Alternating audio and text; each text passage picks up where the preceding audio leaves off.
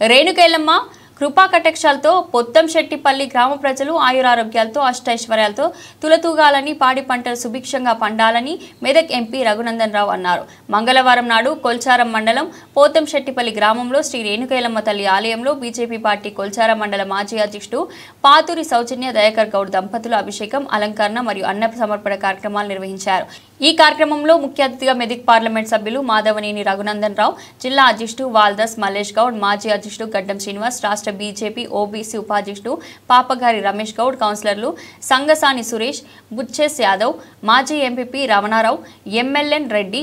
Medak town BJP అధ్యక్షులు నాయిని ప్రసాద్ మరియు గౌడ సంఘం అధ్యక్షులు కొమ్మల రాజగౌడ్, పాతూరి అంజాగౌడ్, అశోక్ గౌడ్, గ్రామ పెద్దలు చిట్యాల యాదయ్య, నంగనూరి గౌరీశంకర్, పూలబోయిన నరసింహులు, గాండ్ల యాదగిరి, గ్రామ ప్రజలు తదితరులు పాల్గొన్నారు.